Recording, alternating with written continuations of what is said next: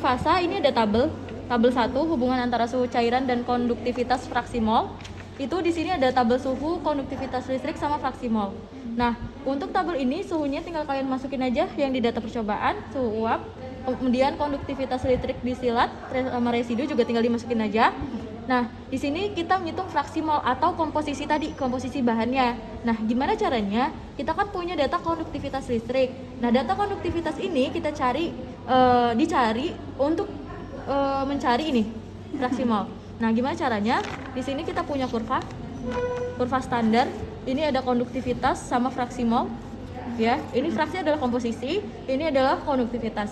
Misal kalian tadi dapat konduktivitas distilat, yang distilat, data konduktivitas distilat digunakan untuk mencari YA. Data konduktivitas listrik residu itu dicari untuk XA, ya. Oke, nah misal kalian dapat distilatnya 629, misalnya 600-an, berarti 600 kan sekitar di sini lah. Nah, kalian tarik garis ke kanan sampai dia berpotongan dengan kurva, baru dari titik kurva ini, misal kalian tarik ke bawah. Ini misal 0,69. Ini adalah nilai YA. Distilat ya. Tadi distilat nilai YA. Nah, kemudian residu juga sama. Misal 190-an. Jadi 190-an kan di sinilah sekitar 200. Kalian tarik garis kurva potong 0,4 itu adalah nilai XA. Nah, begitu terus ke bawah ya. Oke, sampai sini ada yang mau ditanyakan dulu? Berapa? Oke, untuk kurvanya nanti kalian lampirkan, nanti kalian garis, nanti lampirkan ke lampiran ya. Oke, selanjutnya untuk HETP, jadi nanti gini, kayak punya teman. Tapi kalau nggak warna juga nggak apa-apa.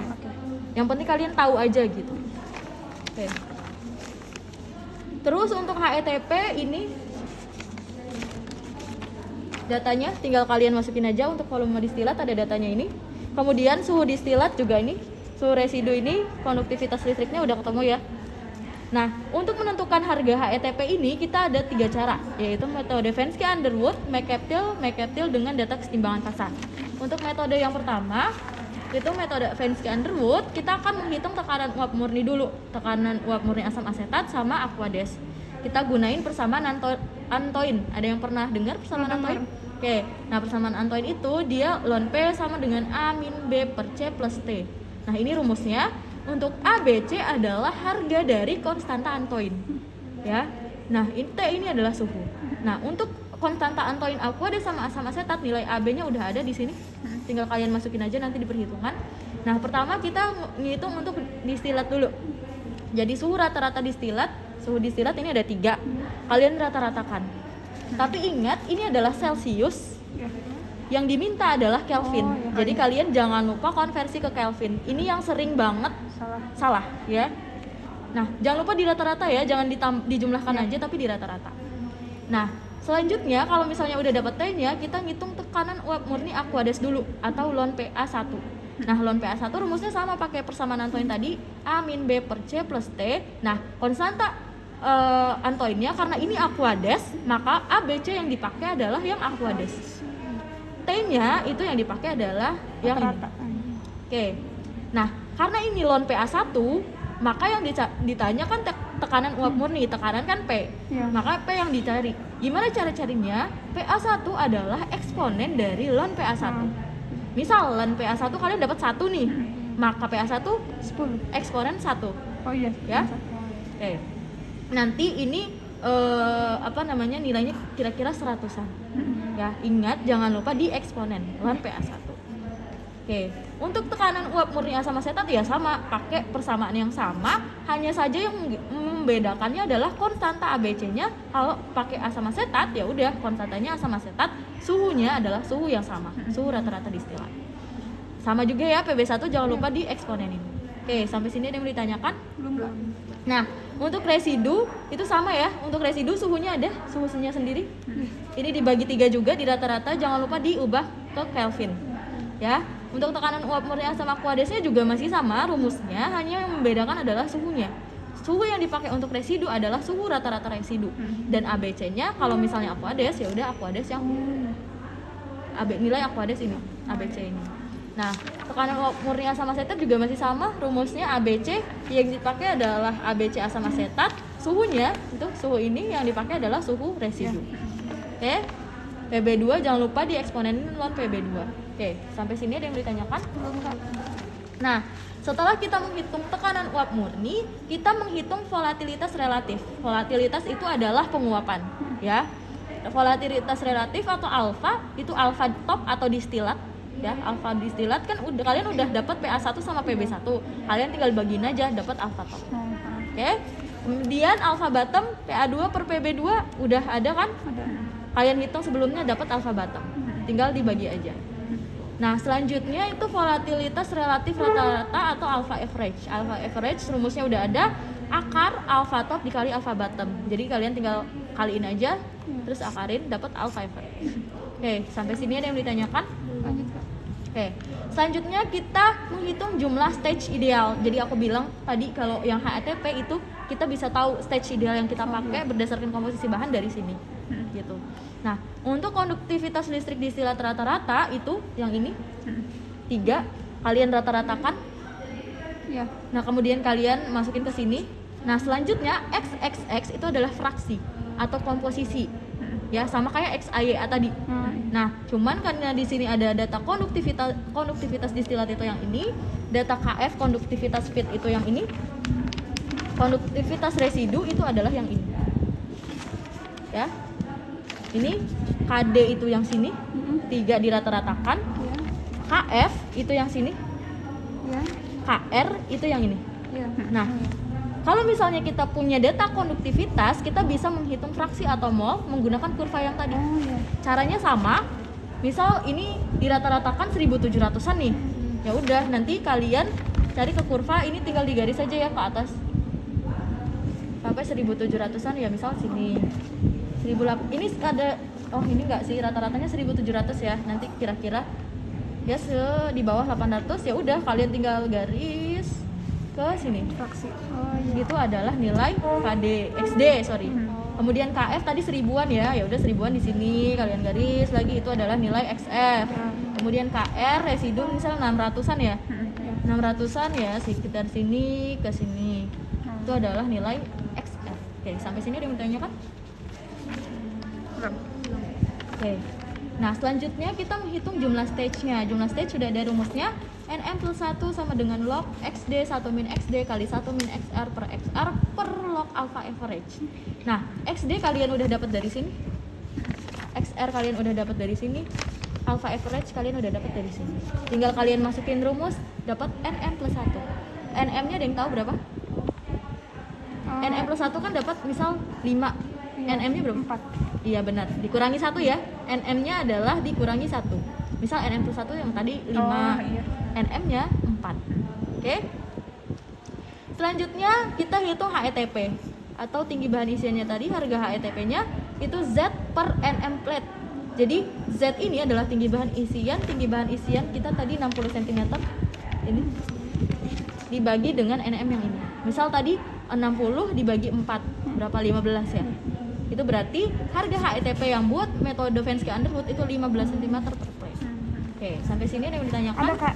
Tadi saya lupa yang maaf, Kak. Tadi ini KD tuh dari yang ini ya? Nanti ini. Oh, ini ya. Oh, Ini ya, dirata-ratakan ya. 1, 2, 3 dibagi 3. Oke. Ada lagi? Oke, untuk metode yang kedua, kita asumsikan dalam metode McCatrill ini kita asumsikan larutan asam asetat sama aqueous itu adalah larutan ideal. Jadi, nilai XA-nya ini ada 10 data, ada tabel 4 hubungan fraksi mol XA dengan YA, ada 10 data. XA-nya kita asumsikan aja. Jadi 0, 0,1, 0,2, 0,3, 0,4 dan seterusnya sampai 1. Itu pokoknya 10 data. Ya, 10 data. Kemudian YA-nya kita hitung pakai rumus ini. YA-nya kan ada alpha average kali XA dibagi 1 plus alpha average min 1 kali XA. Nah, alpha average-nya kalian udah hitung sebelumnya. Kemudian XA-nya kalian taruh data yang di sini. Di sini. Misal buat yang satu dulu, yang data nomor 1. XA-nya 0. Berarti tinggal alpha average-nya berapa? XA-nya kalian masukin 0. Itu adalah 0 kan? karena dia 0 yang 0 dibagi dengan 1 jadi 0. Nah yang kedua itu 0,1 XA-nya. Ya udah kalian cari lagi alpha average-nya berapa, XA-nya berapa, XA-nya 0,1 dibagi alpha average, XA-nya 0,1. Itu adalah nilai YA yang kedua. Nilai yang ketiga sama dan seterusnya. Nah, yang dilampirkan di perhitungan atau dijabarkan di perhitungan, aku minta hanya data yang nomor 2. Sisanya kalian langsung taruh di tabel aja. Oh iya. Oke. Ada yang mau ditanyakan dulu sebelum ini? Lanjut. Oke. Nah, selanjutnya tabel 4 diplotkan ke dalam grafik. Ini grafik yang pertama adalah data yang ini dari tabel 4. Data 10 data nih. Kita buat sumbu X sama sumbu Y. Sumbu Y-nya itu adalah YA. Iya. Sumbu X-nya adalah XA. Oke. Nah, selanjutnya kita kan di sini akan mencari jumlah stage ya. Cara mencarinya, kalian kan udah ketemu data XF, XR dan XD tadi. Iya. Karena kalian datanya udah sesuai, maka nanti XD-nya itu di sini, XF-nya di sini, XR-nya pasti terakhir. Ya. Misal XD-nya 0,9-an nih. Nah, kalian plotin aja. Oh iya. Kalau misalnya kalian udah plotin data ini, 10 data ini, nanti kurvanya kurang lebih bentuknya seperti ini nih. Yang kurva yang ini. Nah, setelah kalian bentuk kurva ini, kalian garis lurus tengah 0,0, ini 1,1. Jadi digaris lurus aja bagi 2. Oke? Ya. Nah, selanjutnya ini kan XD nih. Misal XD-nya di sini, di sumbu X, kalian plotkan, tarik garis ke atas sampai ke garis yang lurus. Misal titiknya di sini nih, XD kan, titiknya garis lurus. Nah, kemudian XF-nya misal 0,7. Ya udah kalian plot dari sumbu X, kalian plotkan lagi ke sini. Kalian garis. Nah, terus XR. XR kalian plotkan lagi garis. Ini ya yang bawah. Bawah. Nah, gimana cara cari jumlah stage-nya? Nah, dari titik XD, tadi titik XD kan di sini nih. Kalian garis lurus ke kiri sampai dia berpotongan sama kurva. Dari kurva, dari titik potong kurva kalian tarik garis lurus ke bawah sampai dia berpotongan sama garis yang tengah ini. Dari ini kalian tarik lagi ke kiri, ke kurva, ke bawah lagi ke garis tengah, kiri ke kurva lagi, garis lurus ke bawah, kurva ke bawah, kurva ke bawah, sampai dia melewati XR atau pas XR. Ya. Kalau misalnya udah pas XR, hitung 1, 2, 3, 4, 5, 6. Dihitungnya yang di dalam, yang ini. 1, 2, 3, 4, 5, 6. Maka jumlah stage-nya atau NM plus 1 adalah 6. Maka NM sama dengan 5. HETP ya sama, 60 dibagi 5, 12. Itu untuk metode yang kedua. Oke, sampai sini ada yang ditanyakan? Tadi kalau misalnya boleh lebih, boleh. Kalau kurang? Kalau kurang, misal di sini ya, Ya. digaris lagi. Oh. Digaris ke sini lagi. Pokoknya harus lewatin ini dah. Iya. Atau pas banget sama XR. Oke, ada yang ditanyakan lagi? Oke. Selanjutnya metode yang ketiga, aku minta cuman sampai B. Nggak ada yang ke bawah. Yang ini nggak usah. Nah, dari tabel 1 itu yang ini. Dari tabel 1 kita buat grafik hubungan suhu dengan XA dan YA. Tadi sesuai petunjuk percobaan yang kurva TXG, hubungan suhunya. Nah, nanti misal ini. Ini ada suhu cair, ada suhu uap, ada fraksi mol, XA dan YA. Nah, kalian plotkan semua suhunya itu di sumbu Y, XA dan YA ada di sumbu X. Jadi ada 2 kurva. Tapi ingat, suhu cair itu dia diplot dengan XA, suhu uap itu diplot dengan YA. Misal suhu uapnya tadi berapa? 100-an ya. Terus sama YA. Ya udah kalian plotkan titiknya. Ini sumbu Y, ini sumbu X-nya. Jadi ada 2 ya, ada 2 kurva, nanti bentuknya seperti ini. Nah, untuk memastikan percobaan kalian itu udah benar, coba dicek di Instagram kurva kesetimbangan fasa antara asam asetat dan air di suhu 30 di tekanan 1 atm itu gimana bentuknya. Kalau misalnya bentuk kalian udah mendekati kayak misalnya daun gitu, maksudnya dia kayak gini loh, kayak gini, atau sesuai lah sama itu kan. Kalau yang di data kesetimbangan di internet kan tuh banyak banget datanya. Kalian kan cuma 5 kali, cuman ada 5 data nih, jadi nggak sempurna gitu bentuknya. Yang penting udah kayak gini lah, atau ya setidaknya bentuknya ngikutin ini aja. Pokoknya suhu cair sama XA, suhu uap dan YA itu udah benar ya. Nanti dibandingin, nanti ditaruh di pembahasan. Oke, untuk grafik yang kedua ada yang mau ditanyakan dulu? Yang ini? Nggak ada ya. Kemudian yang ketiga itu grafiknya hubungan antara fase uap dengan fase cair. Yang tadi tujuan yang ke satu, tujuan percobaan yang pertama itu kalian pakai dari tabel 4. Jadi dari tabel 4 tuh yang ini. Kalian buat kayak gini aja. XA Y-nya, XA-nya X, Y-nya Y. Tapi nggak ada stage-nya. Jadi kayak gini. Oh iya. Kayak gini aja. Oke. Untuk grafik 3 ada yang mau ditanyakan? Belum. Sudah Pak. Yang lain?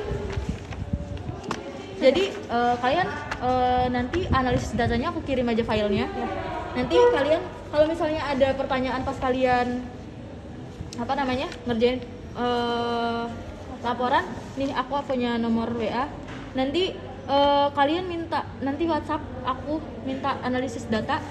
Aku kasih kalian foto ini aja. Perhitungannya aja ya. Oh iya. Yang benar. Biar kalian tahu kayak gini nih, kayak angkanya segini, berarti kalian juga sekitar seginian gitu loh. Ini juga ya, ingat ini eksponen 5, kayak gini ya. Mau foto ini nggak? Boleh. Boleh.